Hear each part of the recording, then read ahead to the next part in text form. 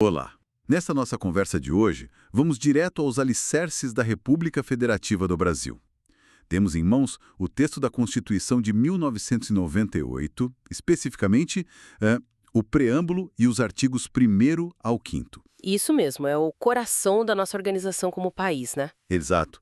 Nossa missão aqui é explorar juntos esses pilares, os princípios que definem o Estado brasileiro e, claro, os direitos e garantias que protegem cada pessoa.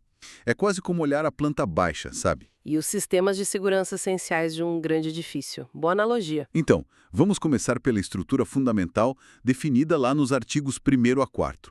Preparados? Vamos lá. Logo no artigo 1º, a Constituição já chega dizendo que o Brasil é uma república federativa formada pela União, que não pode ser dissolvida, né? Dos estados, municípios e Distrito Federal. E se define como um Estado democrático de direito. Isso já diz muito, né? E define os fundamentos. Sim, são 5. Soberania, cidadania, a dignidade da pessoa humana, Esse é central. valores sociais do trabalho e da livre iniciativa e o pluralismo político. E para não deixar dúvida, o parágrafo único. Todo poder emana do povo. E é fundamental perceber como esses 5 fundamentos, eles se conectam, sabe? A dignidade da pessoa humana, por exemplo, não é só uma frase bonita. É um princípio central mesmo que irradia, assim, por todo o sistema jurídico. E vai influenciar especialmente os direitos que a gente vai ver daqui a pouco no artigo 5º. E a ideia de Estado democrático de direito significa justamente isso. O poder existe, mas ele não é absoluto, né? Ele é limitado pela lei e é exercido em nome do povo. Faz todo sentido. E logo depois, o artigo 2º traz aquela clássica separação dos poderes, legislativo, executivo e judiciário, independentes e harmônicos entre si. Um clássico, mas sempre atual, né? É o tal mecanismo de freios e contrapesos. Exato. Ele foi pensado justamente para evitar que o poder se concentre demais num lugar só, o que historicamente a gente sabe que é um risco para as liberdades. Sei. E a harmonia que o artigo menciona é um ideal, né? Algo a ser buscado sempre. Um equilíbrio dinâmico para que o sistema funcione direitinho, sem um poder atropelar o outro. Entendi. Avançando um pouco, no artigo 3º, a gente encontra os objetivos fundamentais da República. Parece quase uma declaração de missão, assim, com metas bem ambiciosas, né? Muito ambiciosas. Construir uma sociedade livre, justa e solidária. Garantir o desenvolvimento nacional Erradicar a pobreza, reduzir desigualdades. e promover o bem de todos sem qualquer tipo de preconceito. É forte. Exato. Esses objetivos funcionam como uma bússola para o Estado, sabe? Todas as políticas públicas, as leis, até as decisões dos juízes deveriam, em tese, mirar nesses objetivos.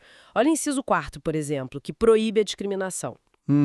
Ele dá um comando claro: combater o preconceito. E isso se conecta diretamente com o princípio da igualdade, que vai ser super importante lá no artigo 5º. São metas que impulsionam o Estado a agir, a fazer acontecer. Certo. E o artigo 4º, então? Muda o foco para fora, né?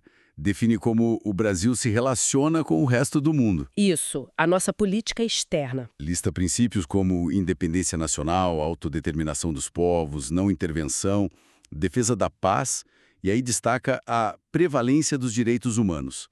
Isso me chamou a atenção. Os que a gente defende aqui dentro, como a dignidade humana, também devem guiar nossa atuação lá fora. E ainda menciona a busca pela integração latino-americana, que é um objetivo geopolítico bem específico. Entendido. Então, vimos a estrutura, os pilares, os objetivos, a postura internacional. Agora, a pergunta é: como a Constituição protege concretamente as pessoas no dia a dia delas? É aqui que entra o gigante artigo 5º, certo? Aquele com quase 80 incisos. Exatamente. O artigo 5º é o coração dos direitos individuais e coletivos. O caput, que é a cabeça do artigo, a declaração inicial já dá o tom. Todos são iguais perante a lei, sem distinção de qualquer natureza. Certo. E aí garante a inviolabilidade de 5 direitos essenciais: vida, liberdade, igualdade, segurança e propriedade. Isso vale para brasileiros e para estrangeiros residentes aqui. É a promessa fundamental de proteção para cada indivíduo. São muitos direitos detalhados ali, é muita coisa. Em vez de listar um por um, talvez a gente pudesse agrupar os tipos de garantias que ele oferece. Sei lá, pensar nas liberdades mais básicas primeiro. Ótima ideia. Facilita a compreensão. Podemos pensar em grandes blocos, sim.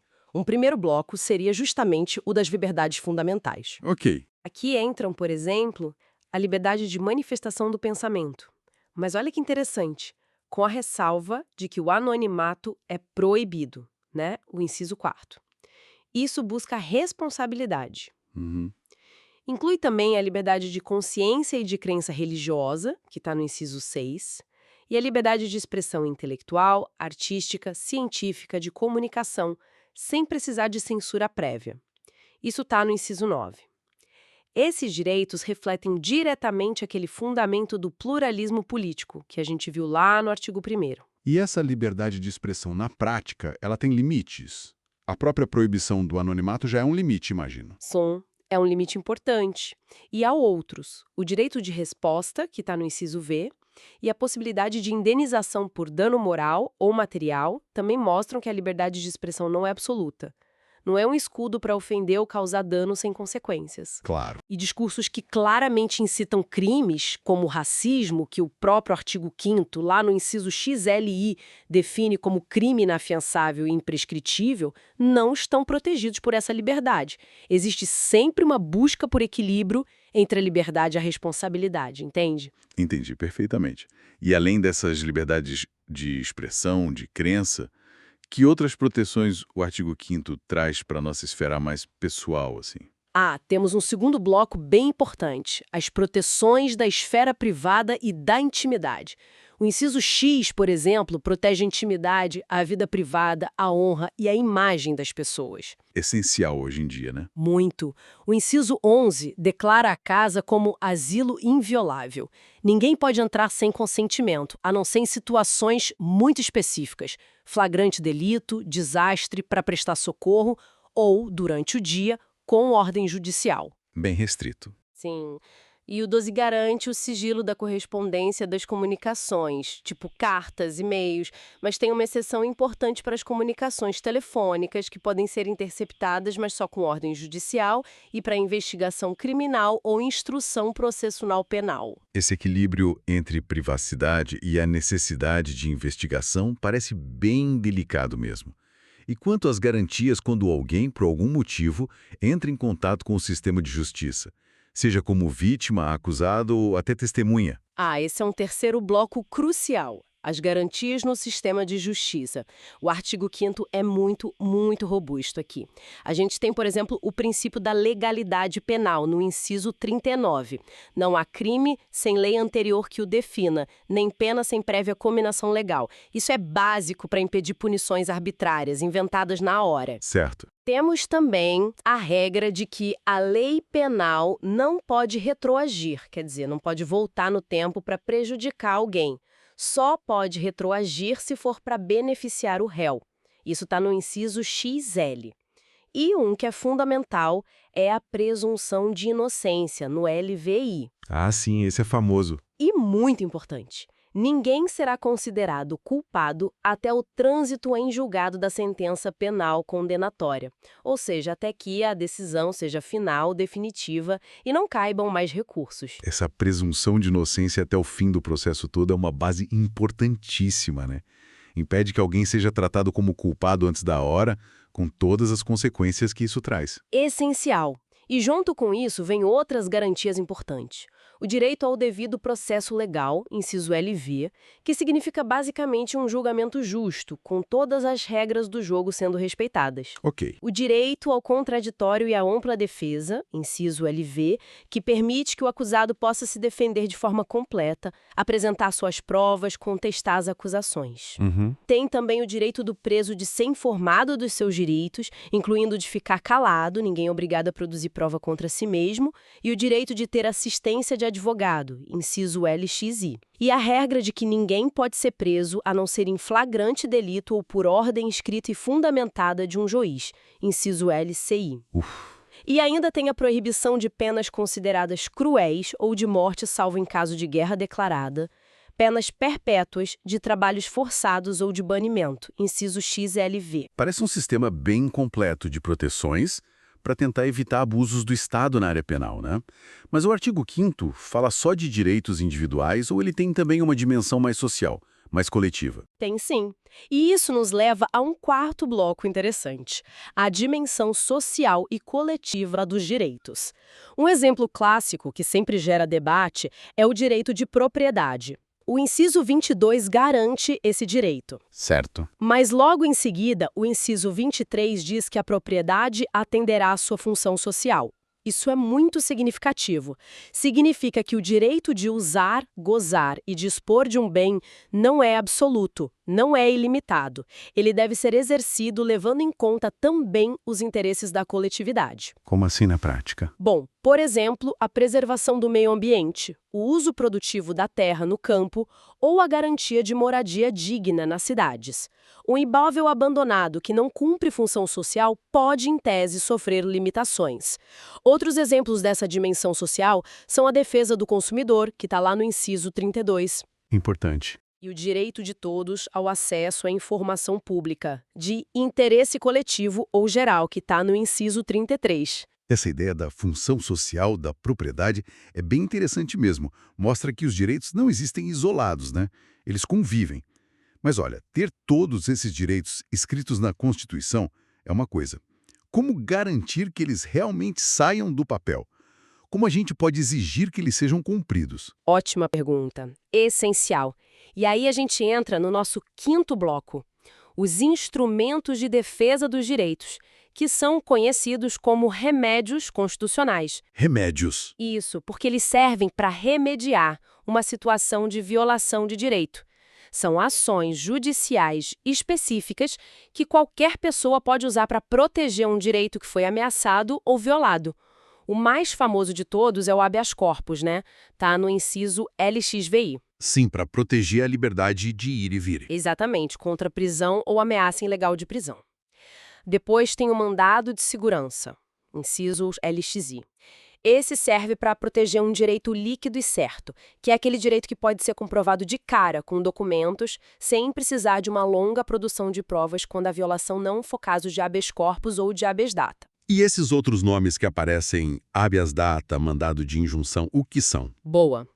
O habeas data, inciso L7, serve para duas coisas. Para a pessoa poder acessar informações sobre ela mesma que estejam em registros ou bancos de dados de entidades do governo ou de caráter público, ou para corrigir esses dados se estiverem errados. Ah, tipo, meus dados no sistema do governo. Isso. Já o mandado de injunção, inciso LXI, é um pouco diferente. Ele é usado quando a falta de uma lei específica está impedindo alguém de exercer um direito que a própria Constituição garante. Ele serve para pedir ao judiciário que viabilize aquele direito, mesmo sem a lei. Entendi. E a ação popular? A ação popular, inciso LX3, é bem interessante porque permite que qualquer cidadão, não precisa ser diretamente prejudicado, questione na justiça atos que ele considere lesivos ao patrimônio público, à moralidade administrativa, ao meio ambiente ou ao patrimônio histórico e cultural. É uma ferramenta poderosa de cidadania ativa, de fiscalização. Realmente dão poder ao cidadão para exigir os próprios direitos e até proteger o que é de todo mundo. E para a gente fechar esse artigo 5º, tem aqueles parágrafos no finalzinho. Qual a importância deles? São extremamente importantes. Eles formam o nosso sexto e último bloco que trata da aplicação e alcance dos direitos fundamentais.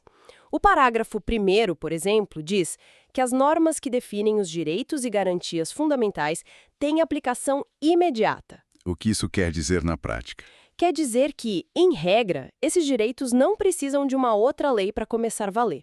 Eles já podem ser exigidos diretamente com base na Constituição. Não dá para ficar esperando uma lei que nunca vem para poder ter o seu direito respeitado, entende? Entendi, é para valer já. Isso. E o parágrafo 2º funciona como uma espécie de porta aberta.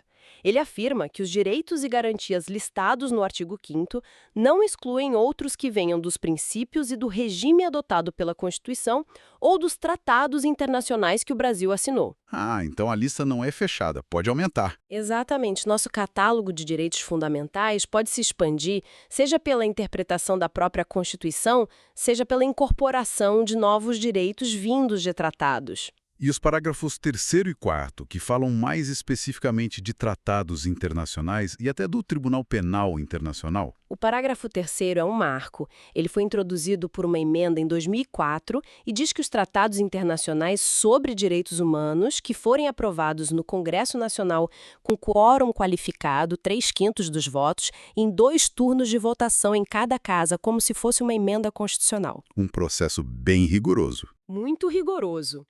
Esses tratados entram no nosso sistema jurídico com força de emenda constitucional. Isso dá um status elevadíssimo para eles, coloca no mesmo nível das normas da própria Constituição. E o parágrafo 4º, que veio na mesma época, afirma que o Brasil se submete à jurisdição do Tribunal Penal Internacional. O TPI de Haia. Isso. Mostra um compromisso do país com a responsabilização por crimes gravíssimos contra a humanidade em nível global, como genocídio, crimes de guerra. Ambos os parágrafos reforçam demais a centralidade e a importância dos direitos humanos no nosso ordenamento. Uau, que mergulho, hein? Então, tentando amarrar tudo o que a gente conversou, começamos vendo como os artigos 1º a 4º desenham o Brasil como um Estado democrático de direito, federalista, com separação de poderes, com objetivos bem ambiciosos de justiça social e um compromisso claro com os direitos humanos, inclusive nas relações internacionais. É a estrutura, a filosofia por trás de tudo. Exatamente. É a base, o alicerce. E o artigo 5º pega essa filosofia toda e a transforma em garantias concretas, palpáveis para cada pessoa. Vimos que ele protege um leque enorme de direitos, né?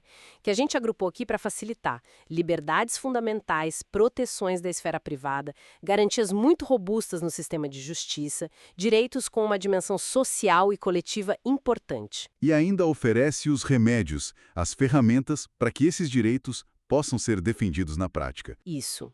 E os parágrafos finais ainda garantem que esses direitos tenham aplicação direta e que o nosso rol de direitos possa ser ampliado por tratados internacionais. É um sistema muito completo, pelo menos no papel. É realmente a espinha dorsal da cidadania no Brasil, né? Aqueles princípios do início, como dignidade humana, igualdade e liberdade, parece que eles ganham vida nesses detalhes todos do artigo 5º. Perfeito. Não são artigos isolados de forma alguma. Os princípios fundamentais lá dos artigos 1 a 4, eles informam, eles dão sentido, eles guiam a interpretação daquela vasta lista de direitos e garantias do artigo 5º. E a aplicação desses direitos no dia a dia, claro, a gente sabe que é um desafio constante, é um campo de disputas, de interpretações. Com certeza. Mas o texto constitucional fornece a base normativa, o ponto de partida para essa busca contínua por uma sociedade mais justa, mais livre e mais igualitária. E para quem nos acompanha, fica talvez uma provocação para refletir um pouco mais sobre tudo isso. O artigo 5º, a gente viu, garante o direito de propriedade lá no inciso 22, mas logo depois, no inciso 23, ele diz que a propriedade deve cumprir sua função social. Como será que esses dois conceitos, o direito individual de ter algo e, ao mesmo tempo, a exigência de que esse algo sirva a um propósito coletivo, como eles se equilibram ou, às vezes, entram em conflito no mundo real? É algo para se pensar, né? Seja pensando numa fazenda que não produz nada ou num prédio vazio no meio de uma cidade cheia de gente precisando de casa. É um bom exemplo de como a Constituição tenta o tempo todo harmonizar o individual e o coletivo.